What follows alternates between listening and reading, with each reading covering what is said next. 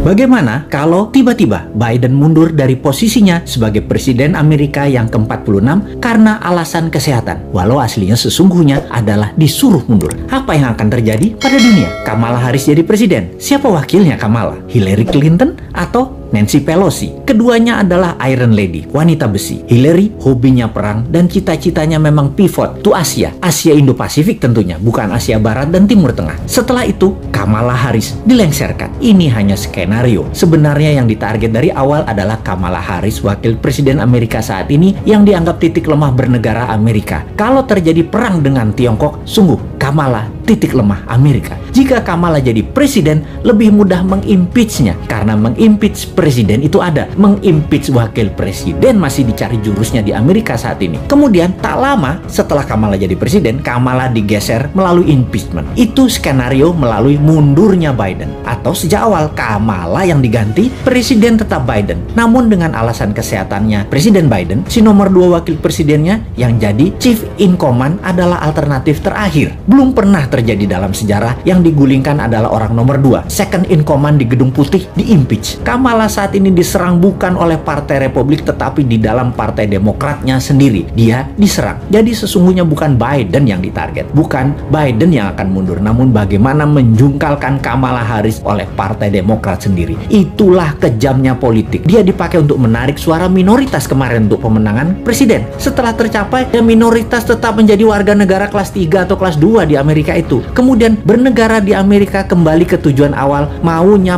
para plutokrasi di Amerika. Plutokrasi adalah segelintir orang kaya mengendalikan negara. Plutokrasi dan oligarki di Amerika menggunakan negara untuk mencaplok negara lain dan merampok rakyatnya sendiri. Amerika itu negara swasta. Negara lawannya yang oposisi persis yaitu Tiongkok. Tiongkok negaranya dikendalikan pemerintah otoriter Partai Komunis atau negara partai. Itulah bedanya Amerika dengan Tiongkok. Indonesia, 7 presiden adalah negara partai, terutama 3 presiden terakhir, di mana swasta hanya dapat porsi 20%, yang 80% pemerintah. Nanti ketika new mind terjadi, maka terbalik, 80%-nya swasta, 20%-nya pemerintah. Indonesia jadi negara swasta, namun bukan swastanya plutokrasi dan oligarki, tetapi strong UKM. Itu bedanya. Indonesia akan jadi negara pertama di dunia yang kekuatannya pada UKM, bukan di oligarki, bukan di plutokrasi. Mengapa bisa? Karena peluang usaha disamakan. Pemerintah hanya jadi regulator atau wasit pengadil yang adil untuk siapapun bisa bertanding di tanah air tercinta. Namun kalau di luar negeri, negara hadir 100% membela setiap warganya, baik itu oligarki, plutokrasi atau UKM ke luar negeri Indonesia. 100% negara bantu. Serangan ekonomi ke negara lain, sekali lagi, pasti didukung pemerintah New Mind 100%. UKM, you never walk alone. Di dalam negeri, juga di luar negeri. UKM akan memakai negara untuk mencaplok negara lain. Itu di zaman New Mind. Persis seperti Tiongkok lakukan di Indonesia yang masih juga tidak disadari oleh banyak masyarakat. Apa buktinya tidak disadari? Buktinya survei terakhir mengatakan pemerintah sekarang masih didukung mayoritas. Dan itu bagus. Kenapa didukung mayoritas padahal performanya bisa dikatakan biasa-biasa saja? Karena oposisinya memble. Jadi orang juga lihat siapa di barisan oposisi dan orang di sekitar mereka. Di bayangan masyarakat banyak yang meragukan orang-orang di oposisi kalau menjabat akan lebih baik dari yang sekarang. Enggak, jujur, saya pun berpendapat demikian. Dibandingkan oposisi, jujur mending yang sekarang. Namun dibandingin dengan New Mind, ya mending New Mind. Sekali lagi,